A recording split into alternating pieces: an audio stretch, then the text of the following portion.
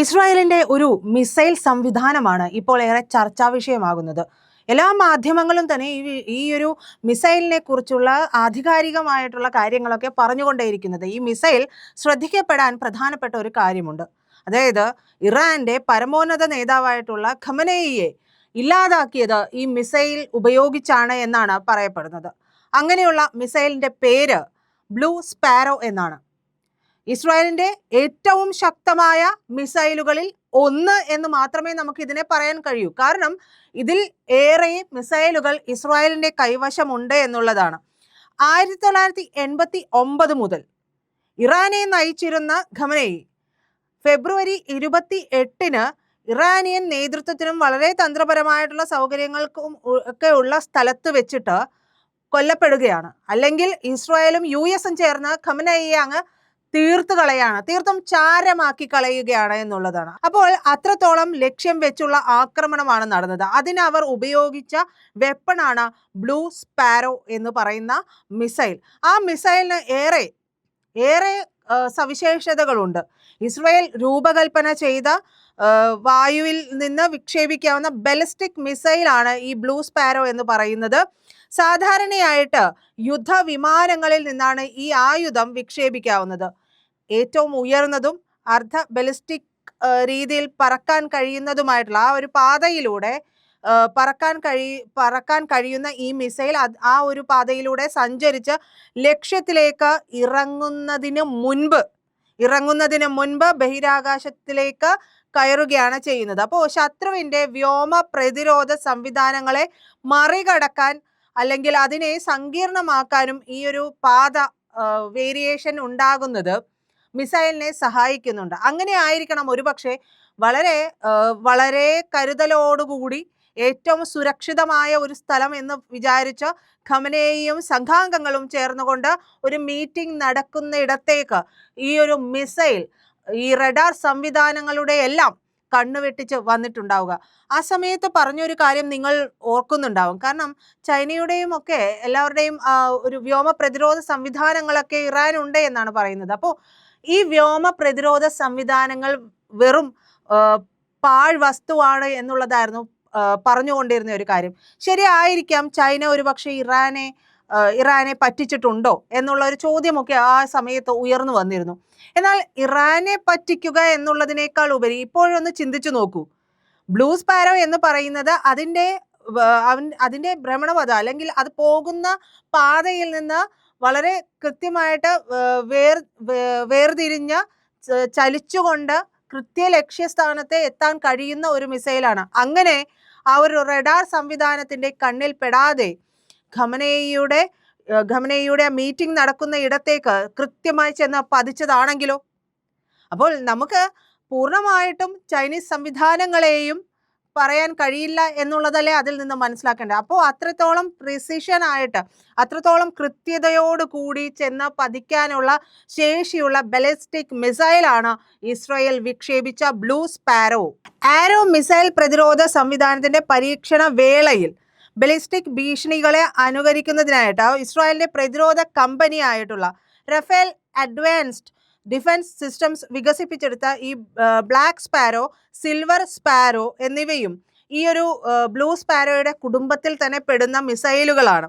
അപ്പോൾ അതിൻ്റെ ഭാഗമായിട്ടുള്ളതാണ് ഈ ബ്ലൂ സ്പാരോ എന്ന് പറയുന്നത്. അപ്പോൾ കാലക്രമേണ ഈ പ്രവർത്തനപരമായിട്ടുള്ള സ്ട്രൈക്കിൻ്റെ ദൗത്യങ്ങളൊക്കെ നടപ്പാക്കാൻ വേണ്ടിയിട്ട് ഇതിൻ്റെ വകഭേദങ്ങൾ, അതായത് ബ്ലാക്ക് സ്പാരോ, സിൽവർ സ്പാരോ, അതിൽ നിന്ന് വകഭേദം വരുത്തി നിർമ്മിച്ചെടുത്തവയാണ് ഈ ബ്ലൂ സ്പാരോ എന്ന് പറയുന്ന മിസൈൽ. അപ്പോൾ ഷഹാബ് SCUD സീരീസ് ഉൾപ്പെടെയുള്ള ഇറാൻ പോലുള്ള രാജ്യങ്ങളെല്ലാം സാധാരണയായിട്ട് ഉപയോഗിച്ചുകൊണ്ടിരിക്കുന്ന ബലിസ്റ്റിക് മിസൈലുകളുടെ പറക്കുന്ന ഒരു രീതി ഉണ്ടല്ലോ, അതിനെല്ലാം അനുകരിക്കുന്നതിനാണ് ഈ ബ്ലൂ സ്പാരോ എന്ന് പറയുന്ന മിസൈൽ രൂപകൽപ്പന ചെയ്തിരിക്കുന്നത് എന്നാണ് പറയപ്പെടുന്നത്. അപ്പോൾ യഥാർത്ഥ യുദ്ധ മിസൈലുകളുടെ സവിശേഷതകൾ ഇതിന് വളരെ കൃത്യമായിട്ട് കിട്ടുന്നുണ്ട്. മിസൈൽ ഇന്റർസെപ്ഷൻ സിസ്റ്റങ്ങൾ വിലയിരുത്തുന്നതിനുള്ള ഒരു ഒരു കേന്ദ്രമായിട്ട് കൂടി ഈ മിസൈൽ പ്രവർത്തിക്കുകയും ചെയ്യുന്നുണ്ട് എന്നാണ് പറയുന്നത്. അപ്പോൾ സാധാരണയായിട്ട് ഈ ഒരു മിസൈൽ വിക്ഷേപിക്കുന്നത്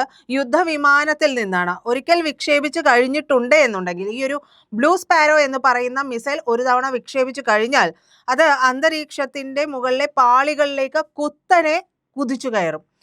എന്നിട്ട് ഘട്ടങ്ങളായിട്ട് അത് വേർപെട്ട് കൊണ്ടാണ് ഇത് ആക്രമണത്തിന് പോകുന്നത് എന്നുള്ളതാണ്. അപ്പോൾ റീ എൻട്രി വെഹിക്കിൾ എന്നറിയപ്പെടുന്ന മുൻഭാഗം പിന്നീട് വേർപെട്ട് ലക്ഷ്യത്തിലേക്കുള്ള യാത്രയിലേക്ക് ഇറക്കം ആരംഭിക്കുകയാണ്. അപ്പോൾ നേരെ കുതിച്ചുയർന്ന പിന്നീട് ലക്ഷ്യത്തിലേക്ക് ഇറങ്ങി പോരാനുള്ള സവിശേഷതകളുണ്ട്. അപ്പോൾ നേരെ കുതിച്ചുയർന്നു, നേരെ തിരിച്ച് ലക്ഷ്യത്തിലേക്ക് വരികയാണ് ചെയ്യുന്നത്. അപ്പോൾ വീഴുമ്പോൾ ഈ ഒരു വിഭാഗത്തെ നയിക്കാനായിട്ട് ചെറിയ ഓൺബോർഡ് ആയിട്ടുള്ള ത്രസ്റ്ററുകളുമൊക്കെ അതിന് ഉണ്ട്. ഈ ബ്ലൂ സ്പാരോ എന്ന് പറയുന്ന മിസൈൽ സംവിധാനത്തിനുണ്ട്. ഇത് വളരെ കൃത്യമായിട്ടുള്ള പാതയിൽ തന്നെ ഇത് പോകുന്നുവെന്ന് ഉറപ്പിക്കാനും ഈ ത്രസ്റ്ററുകൾ വഴി കഴിയുകയും ചെയ്യും. അപ്പോൾ കുത്തനെയുള്ള ഈ ഒരു ആക്രമണ സ്വഭാവം കാരണം ഇതിനെ തിരിച്ചാക്രമിച്ച് ഇല്ലാതെയാക്കുക എന്നുള്ളത് വളരെ വളരെ ശ്രമകരമായിട്ടുള്ള ഒരു കാര്യമായിട്ട് മാറുകയും ചെയ്യുന്നുണ്ട്. അത് വളരെ ബുദ്ധിമുട്ടേറിയ ഒരു കാര്യമായിട്ട് മാറുകയും ചെയ്യുന്നുണ്ട്. അപ്പോൾ മിസൈൽ വളരെ ഉയർന്ന വേഗതയിലേക്ക് പോയിട്ട്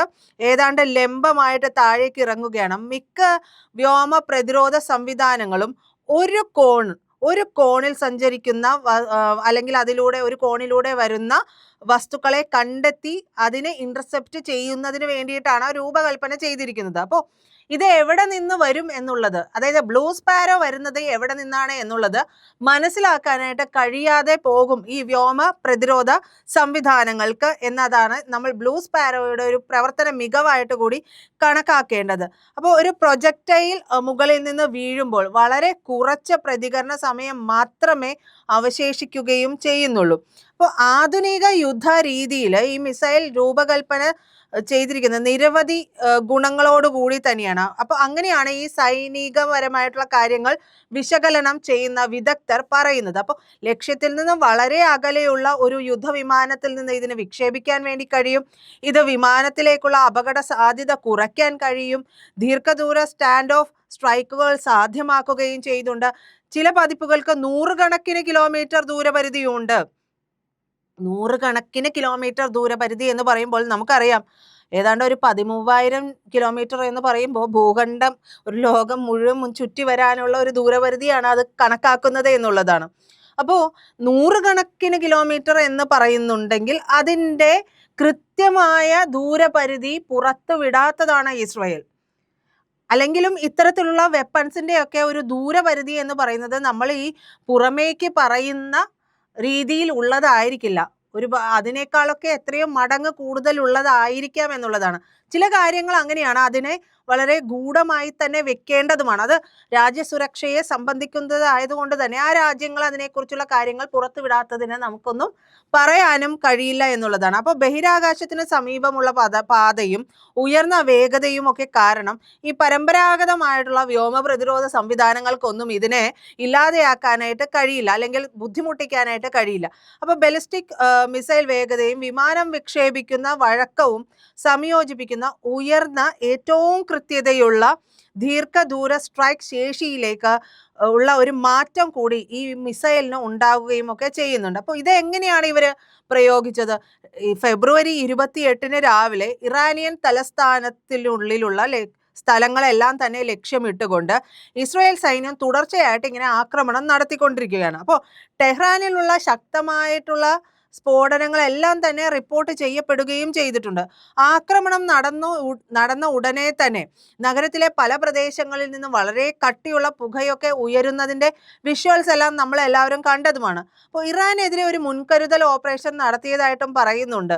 അത് ഈ ദൗത്യം അമേരിക്കയുമായിട്ട് ഏകോപിപ്പിച്ച് നടത്തിയതായിരുന്നു എന്നുള്ളതൊക്കെ പിന്നീട് പുറത്തു വരികയും ചെയ്തതാണ്. അപ്പോൾ ഇസ്രായേൽ ആക്രമണ ക്യാമ്പയിന് ഓപ്പറേഷൻ റോറിംഗ് ലയൺ എന്നാണ് വിശേഷിപ്പിച്ചതെങ്കിൽ അമേരിക്ക ഇതിനെ വിശേഷിപ്പിച്ചത് ഓപ്പറേഷൻ എപ്പിക് ഫ്യൂറി എന്നുള്ളതാണ്. അപ്പോൾ ഇറാന്റെ ഈ ഒരു പരമോന്നത നേതാവായിട്ടുള്ള ഖമനേയിയുടെ മൃതദേഹം ടെഹ്റാനിലെ വസതിയിൽ കണ്ടെത്തിയതായിട്ട് ഇസ്രായേലി ഉദ്യോഗസ്ഥൻ തന്നെയാണ് അതായത് ഇസ്രായേലി ഉദ്യോഗസ്ഥനെ ഉദ്ധരിച്ചുകൊണ്ട് റോയിട്ടേഴ്സ് ആണ് റിപ്പോർട്ട് ചെയ്തത് എന്നുള്ളതാണ്. മാർച്ച് 1 ഖമനേയിയുടെ മരണം ഔദ്യോഗികമായിട്ട് ഇറാൻ സ്ഥിരീകരിക്കുന്ന സാഹചര്യത്തിലേക്കും കാര്യങ്ങൾ പോയി. അപ്പോൾ ഒരു മിസൈൽ കൊണ്ട് ആ മിസൈലിനെ എങ്ങനെ തൊടുക്കണം, അത് എവിടെ വരെ എത്തും, അതിൻ്റെ കൃത്യമായ ദൂരപരിധി, കൃത്യമായ ആക്രമണം, അതിനെ പോയിന്റ് ഔട്ട് ചെയ്ത് സ്പോട്ടുകൾ പോയിന്റ് ഔട്ട് ചെയ്ത് വിക്ഷേപിക്കാനുള്ള അതിൻ്റെ ഒരു വേഗതയും കൃത്യതയും എല്ലാം എങ്ങനെ ഒത്തിണങ്ങിക്കൊണ്ടാണ് ഈ ബ്ലൂ സ്പാരോ വഴി ഖമനേയിയെ വകവരുത്തിയത് എന്നുള്ളത് കൃത്യമായി ഈ ഒരു ഓപ്പറേഷന്റെ കാര്യങ്ങൾ മനസ്സിലാക്കുന്നതിൽ നമുക്ക് മനസ്സിലാവുകയും ചെയ്യുന്നുണ്ട്. അപ്പോൾ ഇസ്രായേൽ രണ്ടും കൽപ്പിച്ചാണ്, US രണ്ടും കൽപ്പിച്ചാണ്, ഇറാനും പ്രത്യാക്രമണം വളരെ കൃത്യമായിട്ട് തന്നെ അവർ വിട്ടുകൊടുക്കില്ല എന്നുള്ള രീതിയിൽ തന്നെയാണ് അവർ പ്രത്യാക്രമണം നടത്തിക്കൊണ്ടിരിക്കുന്നത്. പക്ഷേ ഇപ്പോഴും വരുന്ന വാർത്തകൾ ഇറാന് മേൽ ഇസ്രായേൽ തീമഴ പെയ്യിക്കുന്നു എന്നുള്ളതാണ്. എന്തായാലും നമുക്ക് കാത്തിരുന്ന് കാണാം എന്താണ് സംഭവിക്കുക എന്നുള്ളത്.